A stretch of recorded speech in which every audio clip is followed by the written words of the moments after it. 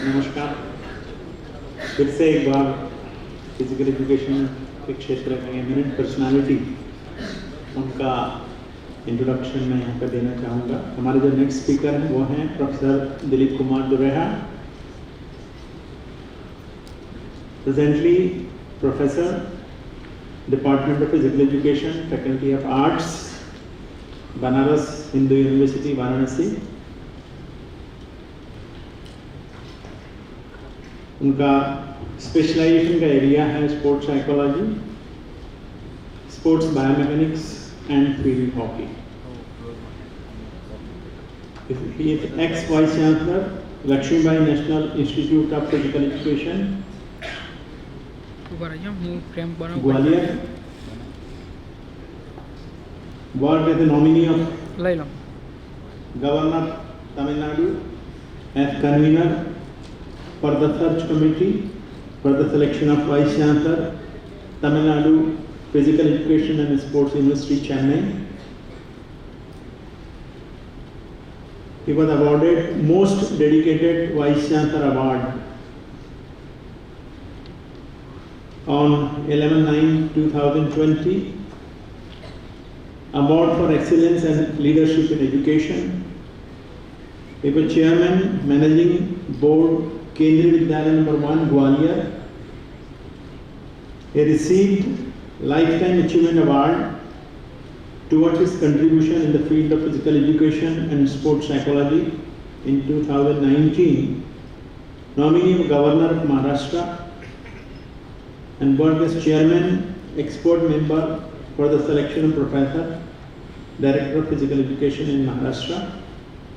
Member of All India Council of Sports, Government of India. He worked as a member, governing body, Sports Authority of India, New Delhi. Under the leadership of Professor Dilip Dureha as Vice Chancellor, LNIP deemed to be university has been given confirmation of deemed to be university with 12B status by University Grant Commission. During the tenure of Vice Chancellor, LNIP has been awarded A++ grade with 3.79 CGPA by NAC. During the tenure of Vice Chancellor, LNIP has been awarded Excellent Institute of Physical Education in India in the 11th National Education Summit and Awards 2017. The Institute granted membership of International Associations of Physical Education, Culture and Sports Universities 2019 at Kazakhstan. He was nominated as member of selection committee for selecting awardees for Rajiv Gandhi Khel Ratna and Arjun Award for the year 2016 by Ministry of Youth Affairs and Sports, Department of Sports. Worked as member, Management Council of Asia South Pacific Association on Sports Psychology, China from 2014 to 2018. He was President of Sports Psychology Association of India. He is still President since April 2016.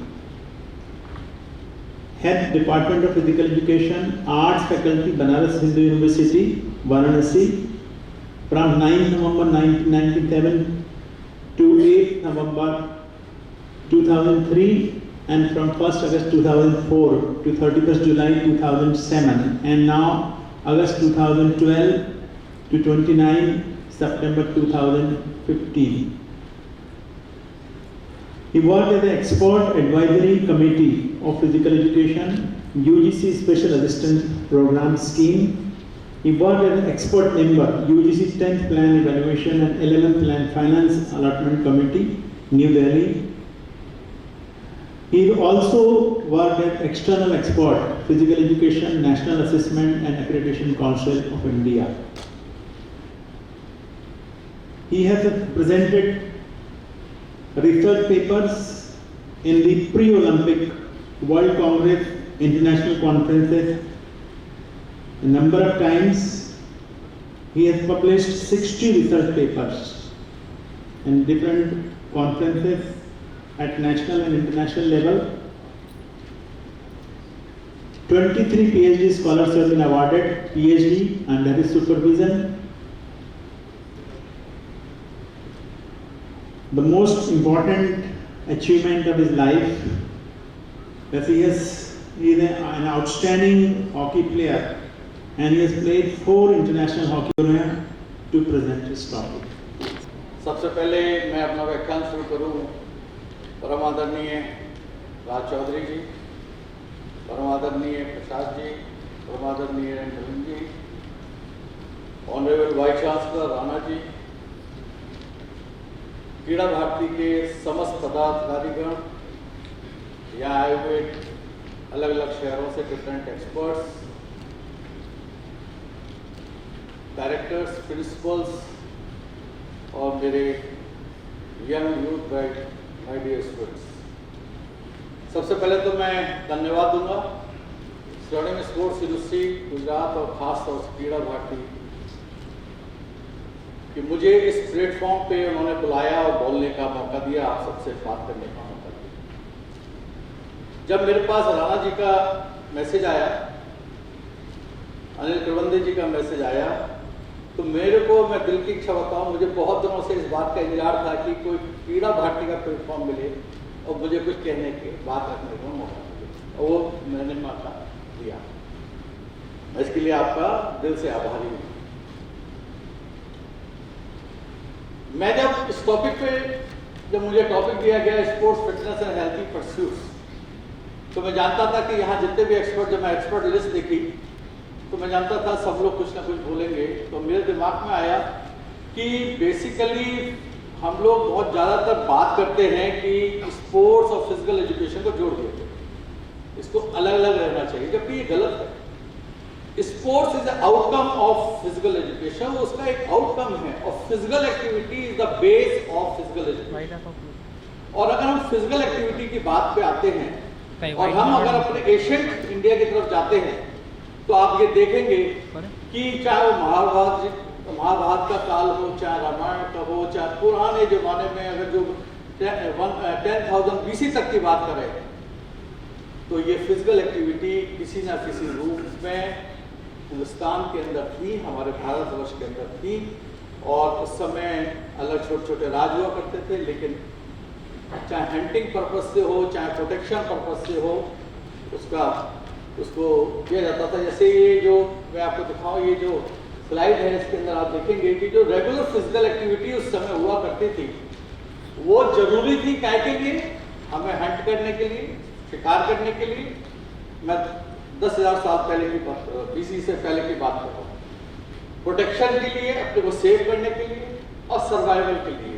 और ये कुछ चीजें आज तक चल रही हैं। मैं बीच में एसोसिएशन यूनिवर्सिटी तरफ से सेलेक्टर होके उड़ीसा गया और मुझे वहाँ किड्डो साहब, बहुत बड़े इंडिया के हॉकी प्लेयर रहे, उनसे बात करने का मौका मिला। मैंने कहा सर, मेरे को एक समझ में नहीं आती है कि आप लोग, चाहे वो दिलीप तिर्की हो, चाहे भेंगड़ा जी हो, चाहे वो किड्डो साहब हो, आप लोग डिफेंडर बहुत अच्छे हुए हिंदुस्तान के लिए कि अटैकिंग में नहीं आए। तो बोले तो यार, हम लोग ट्राइब्स में रहने वाले हैं, जंगलों में रहते थे, वहां से निकल के हमको मौका मिला तो हम बहुत ज़्यादा प्रोटेक्टिव हैं और हम अपने डिफेंसिव स्किल्स में बहुत ज़्यादा है। कभी जानवर का अटैक होता था, कभी कबीले के कबीलों की लड़ाई हो जाती थी, तो उसकी वजह से बहुत प्रोटेक्टिव है। और ये अगर आप देखते हैं कि कि पहले जो होता था, ये हम शिकार जो करते थे, जो हंटिंग करते थे, वो अपने करते थे, उसके लिए हमको रेगुलर फिजिकल एक्टिविटी करनी पड़ती थी और हमें फिट रहना पड़ता था। उसके बाद जो हमको जब शिकार करना पड़ता था तो उसमें ये आप देखेंगे जैसे जेवलिन की तरह उन्होंने एक भाला टाइप ले रखा है जिसको वो फेंकना चाहते हैं। फिर हमने अपनी बाउंड्री वॉल्स बनाई है, रोमन के जमाने में आते हैं 168 BC के उसमें, तो हम देखिए कि हमने प्रोटेक्शन बनाए, अपने अपने क्षेत्र बनाए और एरियाज को बढ़ाने के लिए हमने युद्ध करना भी शुरू किया। और अगर उसके आगे चलते हैं तो हम देखें कि भगवान कृष्ण, वो रिक्रिएशन भी था उस जमाने में। अगर क्योंकि भगवान कृष्ण ने एक सामान्य जीवन एक इंसान की तरह जिया, उन्होंने कभी शो नहीं किया कि वो गॉड है, लेकिन वो जब भी गोकुल में या वृंदावन में रहते थे तो जाते थे, चाहे वो गंगा किनारा, यमुना किनारा हो, चाहे गैया चरानी हो, चाहे वो पेड़ पे बैठ के बांसुरी बजाना हो, चाहे उसमें स्विमिंग करना हो, बॉल थ्रो करना हो, उसके अंदर जब उन्होंने, तो ये सारी एक्टिविटी पुराने जमाने से हमारी चली आ रही हैं, जो कि इसका बेस जो था वो फिजिकल एक्टिविटी था और उसका मेन पर्पस था कि हम जनरल हेल्थ को, फिजिकल फिटनेस को अपने मेंटेन करें। ये इसका पर्पस जो था, preparation for physical competition, improving physical capability, attending emotional and mental health, looking attractive and become strong. अगर आप इतिहास में जाते हैं, हमारी हिस्ट्री को देखते हैं पुराने जमाने की, तो हम लोग फिजिकल कंपटीशन और डिस्प्ले किया करते थे। आप, अगर मैं आपको छोटा सा एग्जांपल देता हूँ महाभारत का। महाभारत में जब द्रोणाचार्य जी के यहाँ से जब सारे कौरव और पांडव आए, तो आपने देखा होगा कि महाभारत के अंदर उनके कंपटीशन कराए गए कि हु इज द बेस्ट, सबसे अच्छा कौन धनुर्धर है, सबसे अच्छा कौन घुड़सवार है, सबसे अच्छा कौन शोट चलाता, तलवार चलाता है, कौन अच्छी गदा चलाता है। इनके कंपटीशन, उनके डिस्प्ले होते थे और वो जो बेस्ट होता था वो बेस्ट डिक्लेयर होता था। इस प्रकार अर्जुन को बोला गया कि सबसे बेस्ट वर्ड के धनुर्धर। अब आते हैं फिजिकल कैपेसिटी इंप्रूविंग।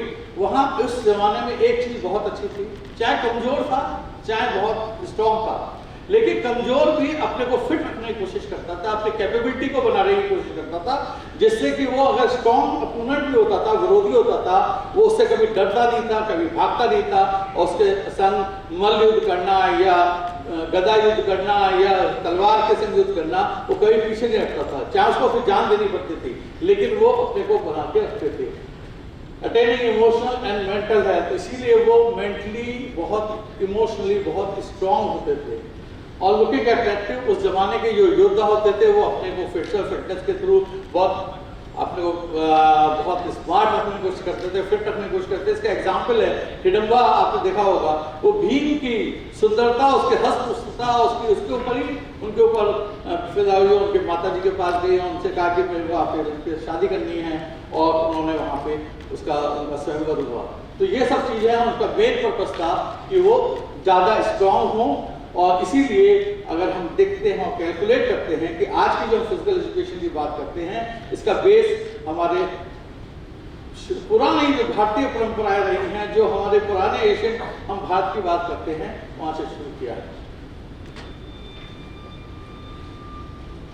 अगर हम बात करते हैं तो चारों काल, चाहे वो एशियन ग्रीस का रहा हो, रोम, मेडिवल यूरोप पीरियड रहा हो, चाहे रेनेसेंस रहा हो, इसके समय जब प्लास्टिक ट्रेनिंग होती थी, हम लोग आज नाम दिए हैं कि plastic training, throwing, stone put, बड़े बड़े पत्थरों को फेंकना, हाथों पे उठाना,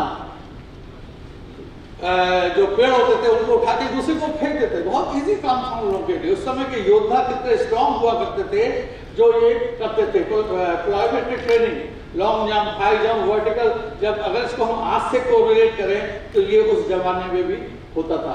कैलिस्थेनिक ट्रेनिंग, जिम्नास्टिक्स होती थी, डांसिंग, क्लाइंबिंग, स्विमिंग, ये सारे योद्धा करते थे, कभी नहीं घबराते थे कि उनको कितना बड़ा नदी का किनारे से एक किनारे से दूसरे किनारे जाना है, वो तुरंत अटैक करना है या डिफेंस करना है, तो वो उस हिसाब से उसका उपयोग किया करते थे। Training with dumbbell, weighted weapons, large weapons, आपने देखा होगा कि great sword, lifting heavy stones. मेरे को याद है, मैं एक बार उदयपुर गया, उदयपुर में मैं राणा प्रताप जी के वहाँ पे गया, चित्तौड़गढ़, वहाँ शोर रखी हैं और वहाँ पे जो वेपन्स रखे हैं उस जमाने के, आपको बिलीव नहीं होगा, मेरे साथ और लोग भी थे, हमारे टीम थी, हम लोग उसको मिलके भी नहीं हिला पा रहे थे।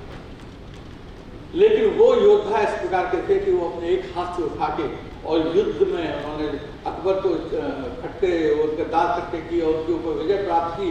वो कैसे योद्धा होंगे, कितना उनके अंदर बल होगा, किस प्रकार से उन्होंने अपनी ट्रेनिंग करके अपने किस प्रकार से वो वर्जिश किया करते होंगे कि उसको वो थ्रू आउट मेंटेन रखते थे और चलाते थे।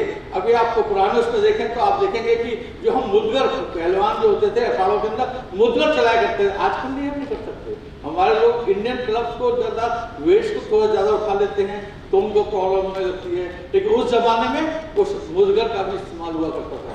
और ये जो आप देखें ये छोटे छोटे गेम जो थे वो फिटनेस उस जमाने में खेले जाते थे, चाहे वो रनिंग हो, जंपिंग हो, थ्रोइंग हो, रेसलिंग हो, फेंसिंग हो, आर्चरी हो, स्विमिंग हो एंड आपके घुड़सवारी हो, प्रॉब्लम होने लगती है, लेकिन उस जमाने में उस मुद्गर का इस्तेमाल हुआ करता था।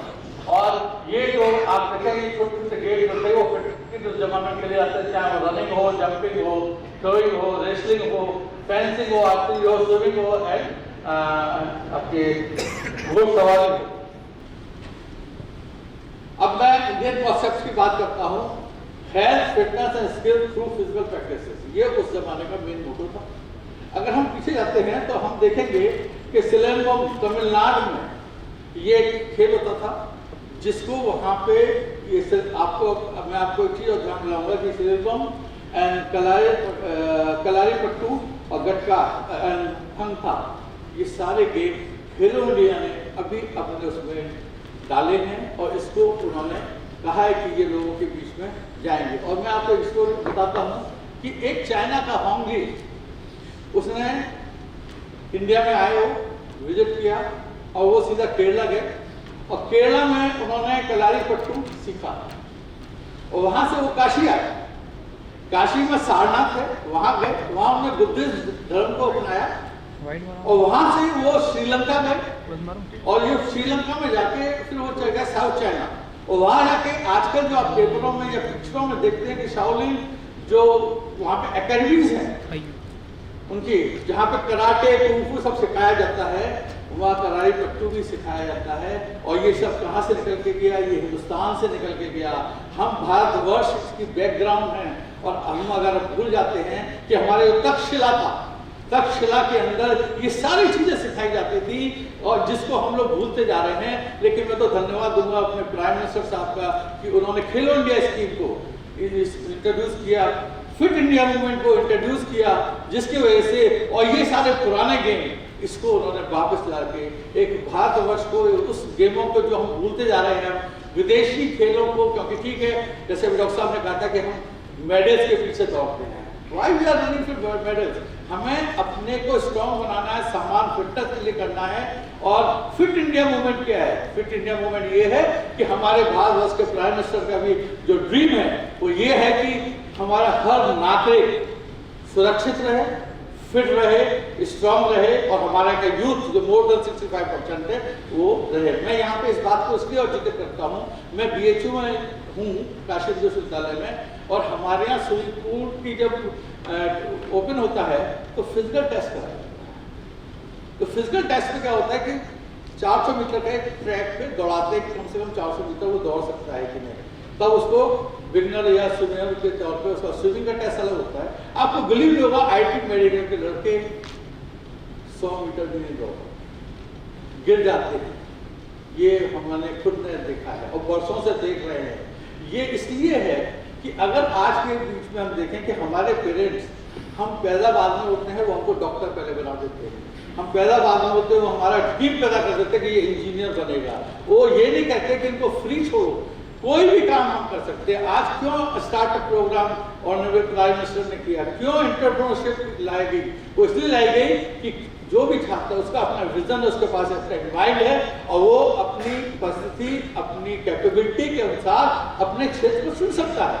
और ये छोटा सा एक स्टडी भी की, वहाँ एक JRS इंस्टीट्यूट है जहाँ IT मेडिकल की जैसे आकाश है उस प्रकार से वो होती है, और वहाँ पे एक टेस्ट किया हमारे स्कॉलर ने और उसने देखा कि उसे वो बच्चे लिए जो सिर्फ उठते थे, वहाँ से तैयार होकर स्कूल चले जाते थे, स्कूल से कोचिंग चले जाते थे, कोचिंग से निकल के अपने घर में आते थे, वहाँ पे फिर सीधा उनकी मम्मी उनको बैठा देती थी और वो अपने बैठ के पढ़ाई करते थे। एक ग्रुप ऐसा था जो सुबह उठता था और उठ के कुछ थोड़ी देर स्टडी किया, होमवर्क किया, या जो उनको ले जाना वहाँ गए, स्कूल से कोचिंग गए, फिर स्कूल से कोचिंग आके गए कि मम्मी ने कहा रिलैक्स हो जाओ, तो रिलैक्स क्या कर रहा है वो? कंप्यूटर पे गेम खेल रहा है, उसको ग्राउंड से कोई मतलब नहीं। और एक ग्रुप ऐसा था जो चाहे वो आधा घंटा वॉक करता था, चाहे वो 1 घंटा खेलता था, ऐसा था। तो जो सेलेक्शन से जो रिजल्ट आया उस समय वो जो थे फाइनल में, तो आपको बिलीव नहीं होगा, मोर देन 70% वो बच्चे क्वालिफाई किए जो खेलते थे, जो फिजिकल एक्टिविटी करते थे और सब में पढ़ाई करते थे, वो ज़्यादा सक्सेसफुल हुए।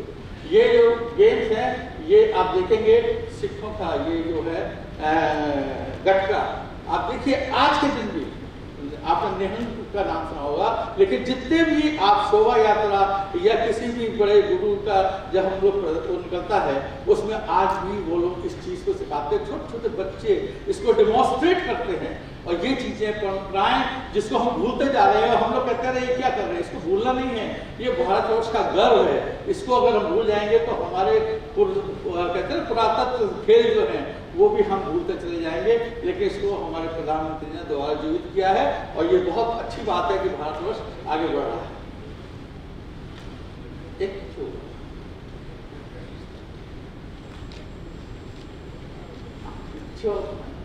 आगे हाँ ठीक। अब आप इसको देखेंगे, हमारे हिंदुस्तान के अंदर, भारतवर्ष के अंदर योग वे ऑफ लाइफ, योग इतने बड़े उन्होंने तो यहाँ पे बताया। और इससे सबसे इम्पोर्टेंट फीचर जो मैं जानता हूँ, योग से हमको अंदर हमारे अंदर एक डिसिप्लिन का रहा है जिसकी आज बहुत सख्त जरूरत है।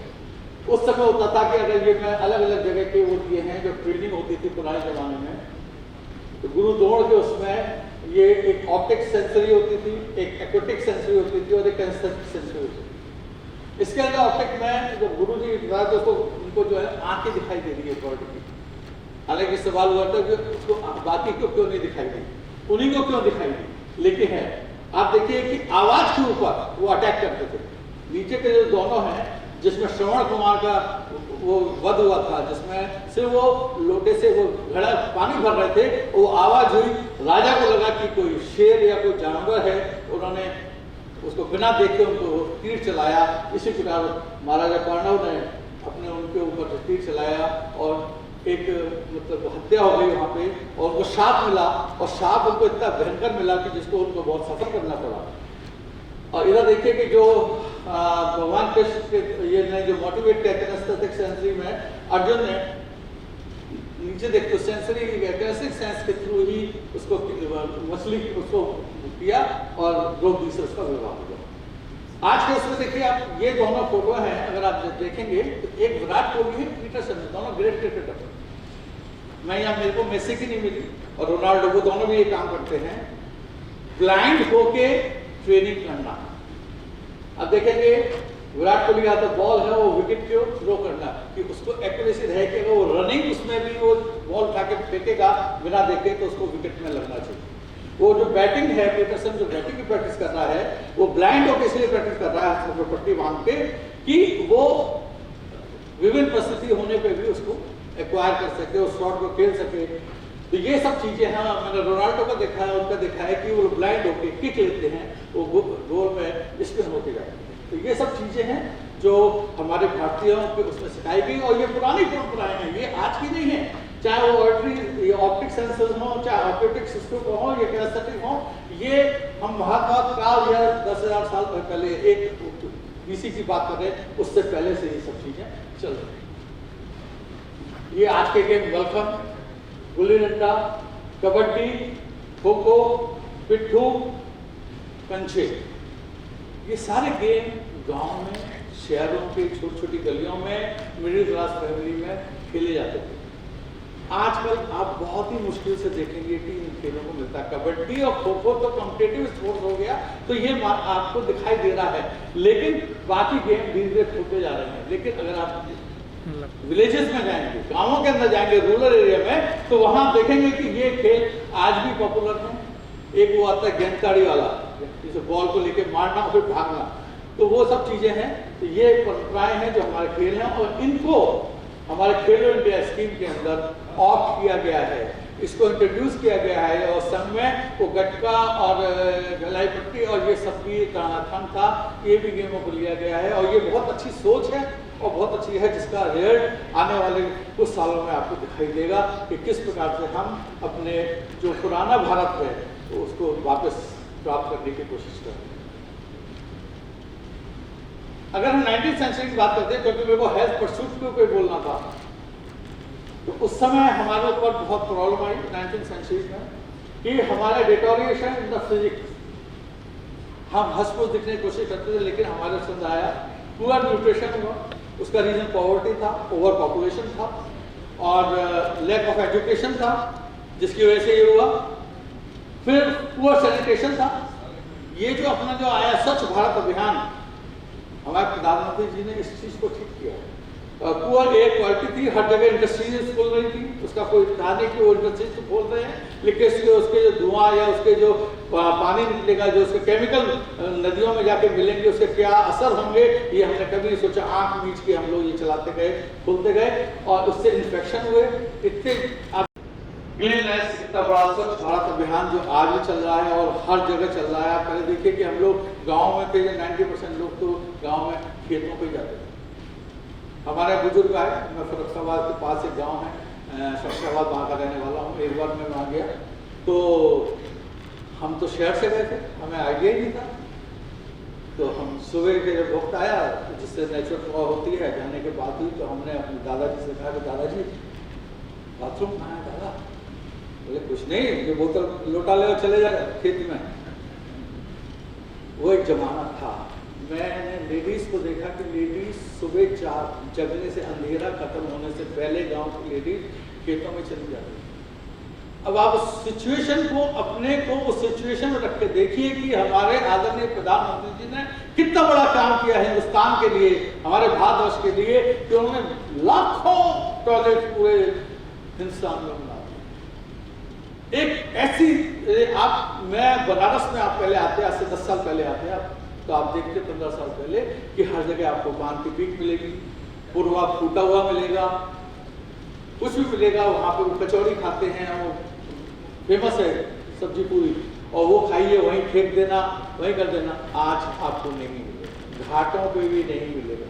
वहाँ एक ऐसा बाहर चली है कि लोग अगर देख लेते हैं कि छिलका तक पड़ा है तो उठा के वो 10 रुपये में डाल देते। स्टेशन पे कोई फेंकते 10 रुपये वो खाता है, अगर मूंगफली वगैरह लेके, तो वो अपने थैले में ही मूंगफली का कचरा भरते रहते हैं, उसको जाके फिर फेंकते हैं। तो ये एक जो चेंज आ रहा है, जो डाइवर्जेंस जो हो रहे हैं, ये बहुत जरूरी है आज के लिए और इसके फ्यूचर के लिए। नेक्स्ट,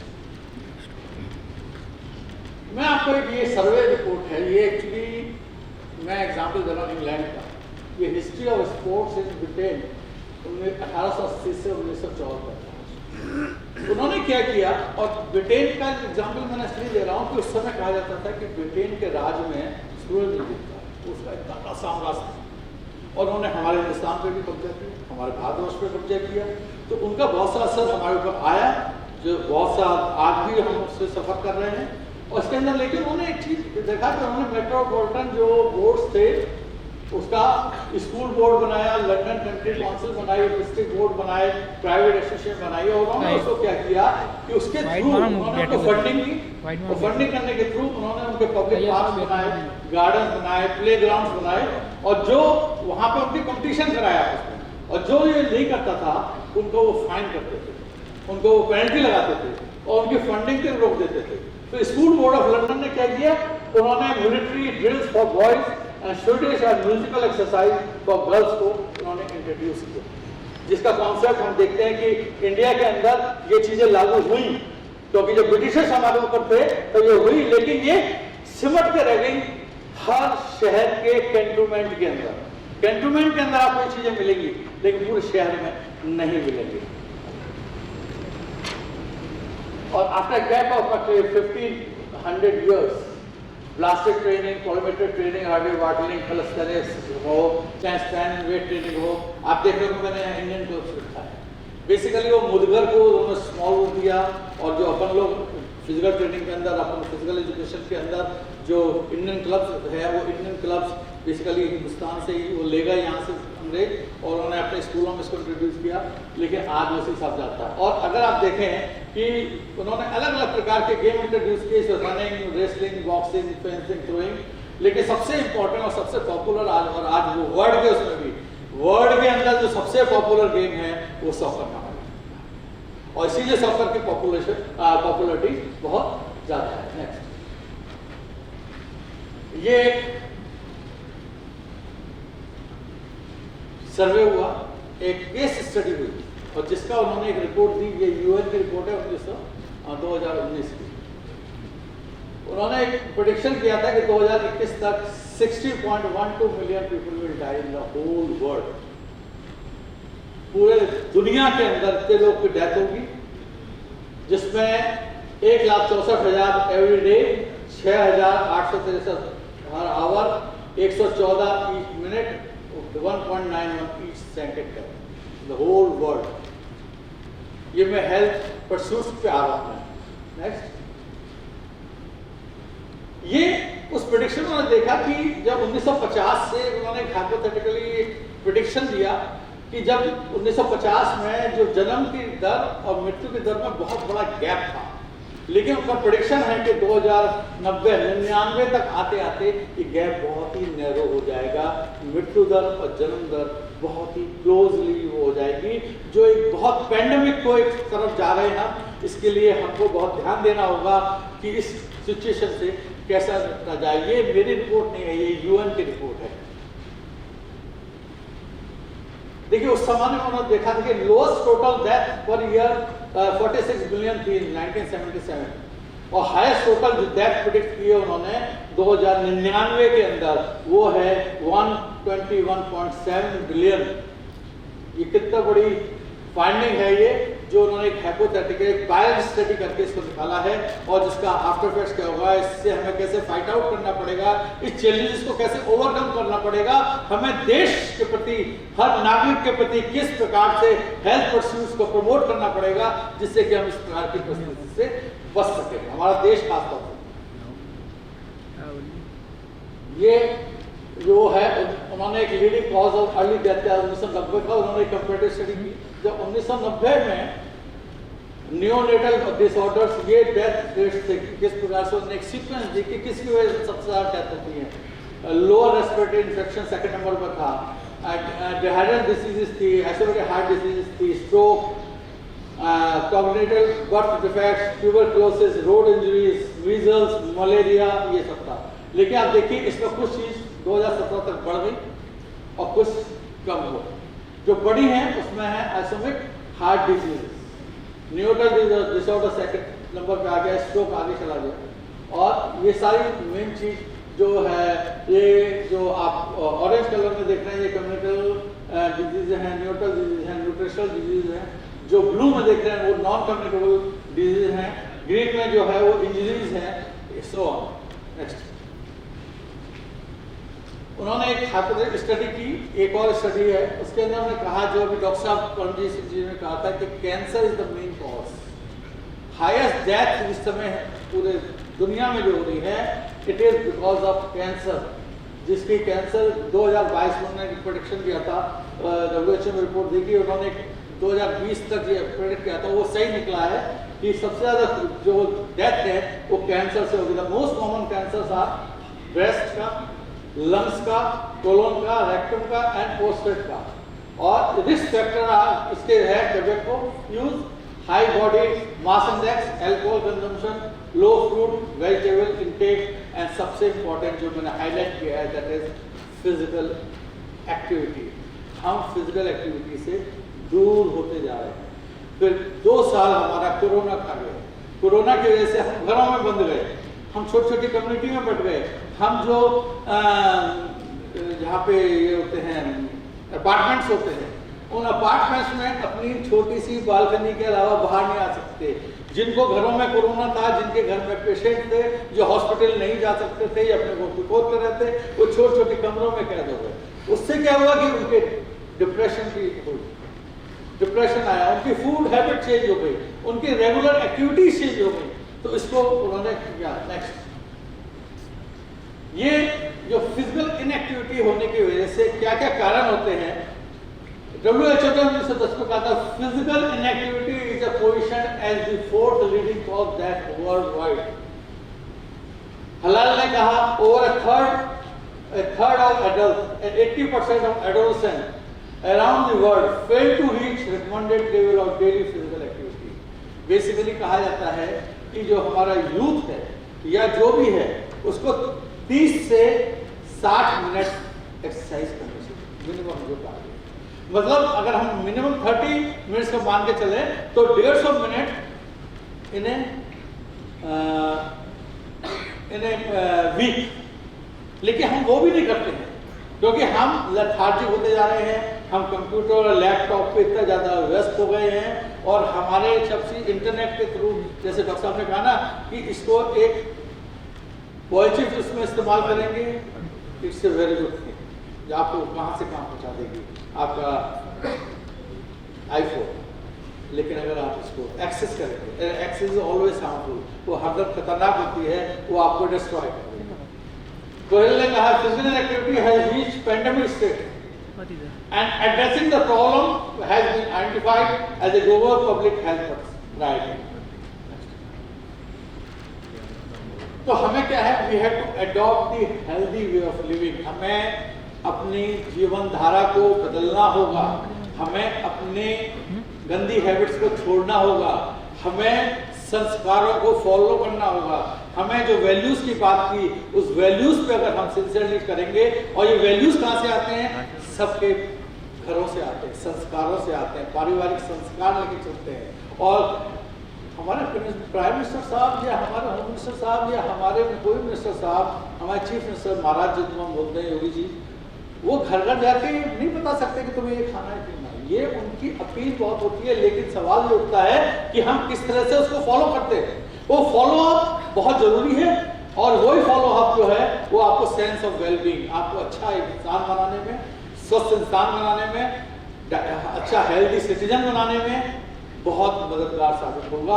और इसके लिए हमको क्वालिटी ऑफ लाइफ जीना पड़ेगा, जो कि आपको वेलनेस की तरफ ले जाएगा, जिसकी वजह से आपको फायदा होगा। इसके बेनिफिट हैं, अगर ये चीज हम करते हैं, वे ऑफ लाइफ को चेंज करते हैं, तो हमारे को increase span of healthy life है और increase total years of life हमारे बढ़ जाएंगे, और फ्रीडम फ्रॉम इलनेस, हम डिजीजों से दूर हो जाएंगे, क्योंकि हम अपनी लाइफ को रेगुलराइज करेंगे, अपनी लाइफ को सिस्टमेटाइज करेंगे, अपने फूड हैबिट्स को चेंज करेंगे। उस वजह से हो जाएगा कि overcome lifestyle there is a challenge. तो लेकिन ये चैलेंज है, ये बातों से नहीं होगा, ये आपको बहुत समझना होगा। आज मैं मुझे याद है, मैं ग्वालियर में गया था, तो जब इतना बढ़िया खाना मेस में देते हैं, लेकिन उसके बावजूद देखता था, मेरे पास आता था गेट से, मतलब मेरे को चीफ डॉक्टर पास आता था, चीफ डॉक्टर मुझे कहता था सर एक चीज़ से बहुत परेशान। मैंने क्या हुआ? कहते वो जोमेटो वाले बहुत आते हैं सर। तो मैंने बंद कर रखा था कि 9 बजे के बाद कोई बाहर नहीं आएगा, लड़कियां तो हमारे 7 बजे के बाद नहीं निकलती, लड़कों को मैंने मना कर रखा था, तो या तो कूद के भी जा सकते थे। तो वो कह रहे सर वो जोमेटो वाले आते हैं और वो लाते हैं और वो सब खाते हैं, और हमारे यहाँ का खाना मेस का बच रहा है। तो ये बहुत चैलेंज है। मैंने बच्चों की बहुत काउंसलिंग की, बहुत से बच्चे उसमें सुधार लाए, लेकिन हम भी लास्ट में क्या हो गया कि जब वो कोरोना का वो लगा और हमारे 154 बच्चे हम सबको घर भेज दिए, और 154 बच्चे जब मेरे पास रह गए, तो कहते सर मैस में भी खाना मेरे को, क्योंकि खाना बाहर से एक ही बार आता था, दूध या हरी सब्जियां जिसको हम बच्चों को खिला रहे थे, तो कहते सर मेरे पीछे आ गए, सर मेरे को जब वहाँ से मैं जोमेटो कैसे खाऊंगा, वो जो अलाउड नहीं है, पुलिस वाले रोक रहे हैं, तो वहाँ जोमेटो आएगा कैसे? लेकिन देखिए उन लोगों ने तरीके निकाले थे, वो जोमेटो वाला वो उस लोग के पीछे की वॉल से उनको सप्लाई करने आता था। फिर हमने पकड़ा, कलेक्टर साहब को बताया कि साहब पेंडेमिक चल रहा है, इतना बड़ा प्रॉब्लम चल रही है, ये ठीक नहीं है, तो इससे बहुत फैलेगा, और हॉस्टलों वगैरह पर ये स्प्रेड हो जाए तो ये बहुत बड़ी प्रॉब्लम थी। ये इंडिकेटर्स हैं इमोशनल, मेंटल, इंटेलेक्चुअल, वेलनेस के, सोशल, स्पिरिचुअल, और सबसे इंपॉर्टेंट है फिजिकल। फिजिकल एक्टिव रहेंगे आप, वेलनेस के में बिल्कुल रहेंगे। अगर फिजिकल इनएक्टिव रहेंगे तो आप सब आपका डिस्ट्रॉय हो जाएगा। ये कुछ फाइंडिंग्स हैं। ये यूएनपी है, directorate of economic and social affair ने 2020 में कहा था, experience in the face of isolation from normal social life. फिर उन्होंने considering sports is commonly used as a tool of foster cooperation and sportsmanship, promote respectful competition and learn the manage conflicts. क्योंकि impact of कोविड-19 जो था, उसका impact sports, physical activity, wellness और social पे बहुत ज़्यादा पड़ा, और उसकी वजह से ये उन्होंने डिफाइन किया है कि जिम को बंद कर दिया गया, स्टेडियम्स बंद कर दिए गए, पूल्स बंद कर दिए गए, डांस फिटनेस स्टूडियोज बंद कर दिए गए, फिजियोथेरेपी सेंटर्स बंद कर दिए गए, पार्क्स बंद कर दिए गए, प्लेग्राउंड बंद कर दिए गए, और लैक ऑफ एक्सेस एक्सरसाइज हो गया। हमने अभी बताया कि जैसे हम लोग बंद हो गए, घरों में बंद हो गए, और हर के घर 2 कमरे 3 कमरे, बहुत बड़े वो तो है नहीं, हम सब मिडिल क्लास फैमिली के 90% लोग हैं, तो वहाँ पे फैमिली अगर थोड़ी सी बड़ी है तो बहुत मुश्किल हो गया। और अगर एक भी पेशेंट घर के अंदर आ गया तो इतना हो जाता था कि किस प्रकार से बाकी लोग प्रोटेक्टेड रहें, बुजुर्ग लोग प्रोटेक्टेड रहें, और हम इसको फिटनेस मोटिवेशन का होने लगा, लोग लेथार्जिक होने लगे, कितना पिक्चर देखेंगे, कितना वीडियो पे खेलेंगे, कितना सोएंगे। जब आप सोएंगे नहीं, इनएक्टिव रहेंगे तो आप खाएंगे भी नहीं, तो जब खाएंगे नहीं तो आपका इंडाइजेशन नहीं होगा, और इंडाइजेशन रहेगा आपका पेट भरा लगेगा, और जब पेट भरा रहेगा तो आपको नींद भी नहीं आएगी। दिन में आप सो लिए तो रात को नींद कैसे आएगी आपको? ये सारे उसके सिम्टम्स थे। फिजिकल फिटनेस कम होने लगी, यंग पीपल जो थे particularly social and physical distancing बन गई, और यूथ है अगर उसके दोस्त से उसको अलग कर दो 2 दिन के लिए तो वो बहुत परेशान हो जाता है। और वहाँ तो कितने महीनों हम लोग बंद रहे, 8 महीने का, साल भर का, तो मुझे याद है। और मैं आपको बिलीव नहीं होगा, मैं तो उस दौर से गुजरा हूँ। मैं अरविंदो कॉलोनी BHU के अंदर जिस कैंपस में रहता हूँ, वहीं पे हमारे यहाँ 1500 बेड का हॉस्पिटल है, बहुत बड़ा, लेकिन उसके बावजूद कोरोना का एक सेंटर बना है जिसमें 1000 बेड होंगे, और उसका रूल है कि वो लोकेलिटी के सामने से नहीं जा सकते। लेकिन ऐसी परिस्थितियाँ फंसी कि उनका कोई चारा नहीं था, तो उनको गेट से बाहर जाना था, तो हमारी जो कॉलोनी थी उसी के सामने से जाना था। इतनी डेथ बॉडीज को हमने देखा, डर के मारे शीशे नहीं खोलते थे, शीशे में जाके 100 bodies every day. It was a horrible situation, लेकिन बहुत अच्छा कंट्रोल किया हमारे महाराज ने, हमारे चीफ मिनिस्टर साहब ने, और लेकिन बाद में सिचुएशन नॉर्मल हुई। 80 बॉडियाँ वहाँ पे इलेक्टिव्स में था, घर में हो गया, आपके घर में हो गया है, आपका बच्चा नहीं जा सकता, किसी यंग बच्चे का हो गया, उसके फादर नहीं जा सकते, वो वहीं के वहीं करके दूर से दिखाते थे और ले जाते, कभी कभी तो दूर से भी दिखाते थे, बताते थे कि ऐसा हो गया। तो ये सिचुएशन बहुत होती। उसमें क्या हुआ, लोग यंग पीपल खासकर डिप्रेशन में चले, उनका इंटरेस्ट खत्म होने लगा, उनको लगा कि लाइफ हमारी एक बोझ हो गई है, इससे निकालना उनको बहुत जरूरी था, उनको लाइफ में लाना बहुत जरूरी था। लेकिन धीरे धीरे सिचुएशन जब नॉर्मलाइज हुई तो धीरे धीरे सब खुलने लगा। प्रोफेशनल एथलीट्स पे इसका बहुत असर पड़ा। प्रोफेशनल एथलीट्स वो अंडर प्रेशर थे, उनको अपने सारे ट्रेनिंग प्रोग्राम रिशेड्यूल करने पड़े, और उनको इस तरह की ट्रेनिंग दिए गए कि वो घर पे फिट रह सके। प्रोफेशनल स्पॉन्सर, उनके जो प्रोफेशनल स्पॉन्सर होते हैं, उन्होंने उनको इंटरेस्ट लेना कम कर दिया। हमने कहा कि आपकी फंडिंग कम कर देंगे, क्योंकि उनको का परफॉर्मेंस आ ही नहीं रहा था। जब परफॉर्मेंस नहीं आएगा प्रोफेशनल प्लेयर का तो नेचुरली वो उस पर इन्वेस्ट नहीं करेगा। बस लास्ट और आगे बढ़ो, और आगे ये मैं आपको थोड़ा सा 2 दिन बताऊंगा। आज का जो जमाना है इसको भी हमको इग्नोर नहीं करना है। जो हमने कोविड या पेंडेमिक के समय सीखा है कि इंटरनेट ऑफ थिंग्स, आजकल डिफरेंट टाइप के गैजेट्स आ रहे हैं, स्पोर्ट्स के अंदर सबसे ज़्यादा है। आज देखिए आजकल स्मार्ट स्टेडियम तक हो गए हैं, अंदर बैठिए आप, हम जहाँ रुके हैं, मैं I consider one of the smart stadium. 2nd floor पे फुटबॉल फील्ड, 6th फ्लोर पे swimming pool, every gadget, fitness centre 4th पे, और आप अंदर क्या कर रहे हैं, बाहर पब्लिक को पूरा दिखाई दे रहा है, आप अंदर बैठने की जरूरत नहीं है। जो स्टेडियम हुए उन्होंने ये smart clothing, wool India, government of India की जो मिनिस्ट्री है, वूल इंडिया, जो गवर्नमेंट ऑफ इंडिया, उन्होंने अभी एक रिसर्च की है, और अलग अलग गेम के अनुसार, कबड्डी प्लेयर्स का अलग, बास्केटबॉल का अलग, क्रिकेट का तो पहले से था, हॉकी, सबकी क्लोथिंग कि उसका कितना पसीना निकलता है, उसके उस शरीर को कितनी मदद करेगा। रेसलर स्नीकर्स वगैरह पहनते हैं, उसके लिए उन्होंने स्पेशल क्लोथिंग का कराया है, और ये अलग अलग ये एनालाइज कर सकते हैं, उनके एंगल को लेके अलग अलग गैजेट्स दिए गए, जिसकी वजह से वो आगे। यस, ये ML मशीन लर्निंग, ये मशीन लर्निंग हो गई, ये बहुत कॉमन है, ये ऐप्स पे अवेलेबल है, और इसके द्वारा आप देख सकते हैं कि आप इसको अपनी स्टडी प्लान कर सकते हैं, घर में बैठ कर सकते हैं, कुछ सेशन कर सकते हैं, आप ऑनलाइन कंप्यूटर पे बैठे हैं, ऑनलाइन जुड़ के आप इस तरह की चीज़ों को एनालाइज कर सकते हैं। आगे ये अभी तक ये वर्चुअल रियलिटी की बात कर रहा था, एक्चुअल रियलिटी और वर्चुअल रियलिटी को निकल के बना मिक्स रियलिटी। आजकल देखिए, आपने देखो IPL में भी आजकल वो जो अपना इंटरव्यू देने आता है वो अलग रहता है, लेकिन वो फिर सबको दिखाई देता है। जो कमेंटेटर है, कोच है, वो वहीं से उसको कन्वे करता है। ये एडवांसमेंट जो आया है, ये अपना न्यूरो बायोफीडबैक, इससे किस प्रकार से उनको वापस फीडबैक देना, ये सब चीज़ चल रही है। और सबसे लास्ट में जो है मैं खत्म करूँगा, जो आज रोबोटाइजेशन हो रहा है, लास्ट स्लाइड, ये रोबोटिक है आजकल ये हो रहा है। इवन जमाना आने वाला है जबकि घर के अंदर आपके जो काम करने वाले हैं, सफाई वाले हैं, वो भी रोबोट होंगे। आइसोलेशन ने, ये पेंडेमिक ने किया है कि आप जो आपको ट्रेनिंग के लिए कंपटीशन चाहिए तो रोबोट आपका साथ देंगे इंटरनेशनल लेवल पे, खास तौर से हाई परफॉर्मेंस के लिए। अगर आप अकेले भी ट्रेनिंग कर रहे हैं और इस तरह की पेंडेमिक सिचुएशन है तो ये रोबोट्स जो हैं आपको मदद करेंगे। इतनी एडवांसमेंट चला गया है। ये अलग जिम्नास्टिक का है, टेबल टेनिस का है, बास्केटबॉल का है, किस तरह से हैंड उसमें लिया जा रहा है, और फुटबॉल का एक छोटा सा उन्होंने बनाया है। तो ये अलग अलग रोबोटिक है, ये हमको ध्यान में रखना है क्योंकि हम विदेश से अगर हमें कंपटीशन करना है, ओलंपिक्स से करना है, तो इसको हम इग्नोर नहीं कर सकते हैं। लेकिन हमें अपनी भारतीय परंपराओं को भी नहीं भूलना। इसी के साथ मैं अपना यहाँ पे व्याख्यान को बंद करता हूँ और बहुत बहुत धन्यवाद देता हूँ पूरा भारतीय के राष्ट्रपति जी को, प्रसाद जी को, राणा साहब को, आपने मुझे यहाँ सबसे मिलने का मौका दिया और मुझे इस प्लेटफॉर्म को यूज़ करने का बहुत बहुत धन्यवाद। जय हिंद, जय Bharat. Thank you, sir. Thank you very much. Sir, I will take your program.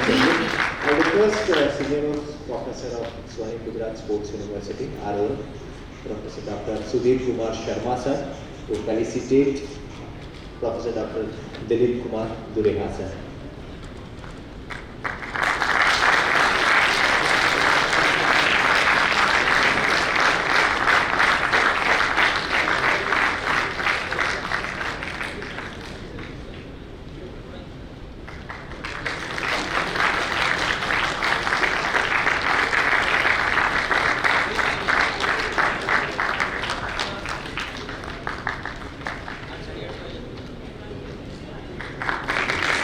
Thank you sir, thank you very much. कार्यक्रम के आगे चरण में जाने के लिए एक छोटी सी विनती है।